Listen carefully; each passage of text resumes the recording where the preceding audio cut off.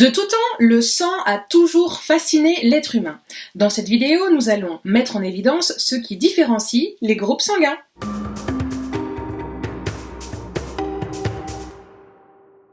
Quand nous nous blessons, le sang coule et on a l'impression que c'est un liquide homogène, mais il n'en est rien.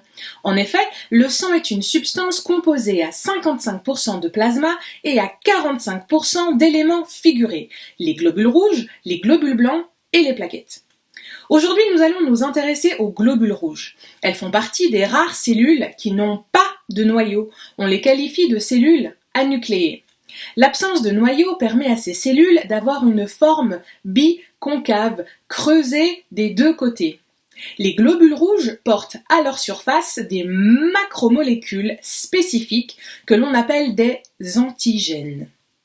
Eh bien, la présence de ces antigènes à la surface des globules rouges ainsi que le type d'antigène présent va jouer un rôle important dans la détermination des groupes sanguins. Mais ce ne sont pas les seuls éléments déterminants. En réalité, il y a deux systèmes complémentaires dont il faut tenir compte pour expliquer les différences entre les groupes sanguins. Il s'agit du système ABO et du système Rhésus. Le système ABO désigne les trois allèles d'un même gène. L'allèle A qui est associé à l'antigène A, l'allèle B qui est associé à l'antigène B et l'allèle O qui n'est associé à aucun antigène. Jusqu'ici, tout va bien. Ce qui va complexifier le système, c'est que ces trois allèles peuvent faire des combinaisons différentes 2 à 2. La combinaison AA et AO forme le groupe sanguin A. Les individus ayant ce groupe sanguin auront uniquement des antigènes de type A à la surface de leur globule rouge. AB forment le groupe sanguin AB. Les individus ayant ce groupe sanguin auront à la fois des antigènes de type A et des antigènes de type B à la surface de leur globule rouge. BB et BO forment le groupe sanguin B.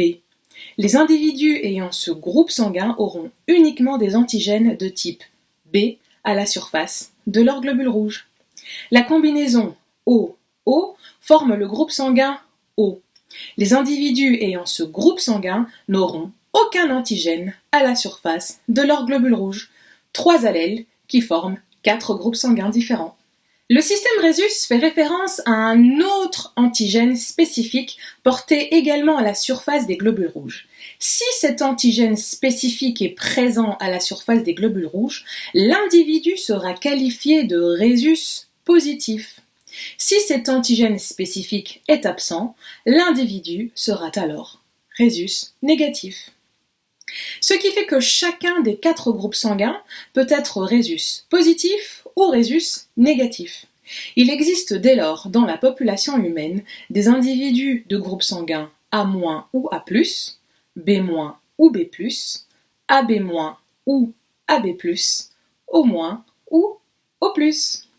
Aujourd'hui, les différences entre les groupes sanguins sont bien connues, mais cela n'a pas toujours été le cas. Il a fallu attendre le début du XXe siècle pour la découverte du système ABO. Aujourd'hui, les transfusions sanguines sont beaucoup plus sûres, car on a compris qu'il faut également tenir compte des anticorps présents dans le plasma. Donc d'un côté, il y a les antigènes à la surface des globules rouges, et de l'autre, les anticorps présents dans le plasma.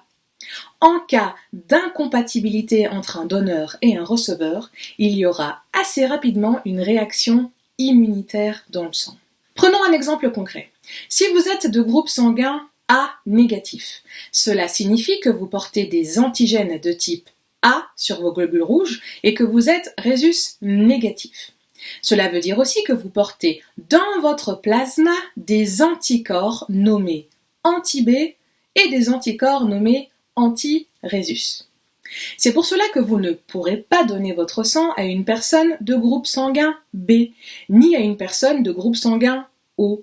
Sinon, il y aura une réaction d'incompatibilité dans le corps du receveur. On peut appliquer cette logique pour les autres groupes sanguins. Mais laissez-moi conclure en expliquant 2 cas particuliers. Les personnes O négatifs auront dans le plasma des anticorps anti-A, anti-B et anti-rhésus. On dit que ce sont des donneurs universels, car tous les groupes sanguins peuvent recevoir du sang O négatif. Les personnes AB+ n'auront pas d'anticorps dans leur plasma. Elles ne peuvent donner leur sang qu'à d'autres personnes AB+. Par contre, ce sont des receveurs universels, car ils peuvent dès lors recevoir le sang de n'importe quel donneur. J'espère que cette vidéo vous motivera à connaître votre groupe sanguin. N'hésitez pas à aller voir ou vous renseigner auprès d'un centre médical dans votre ville, sait-on jamais qu'on ait justement besoin d'un donneur portant votre groupe sanguin. D'ici là, prenez bien soin de vous.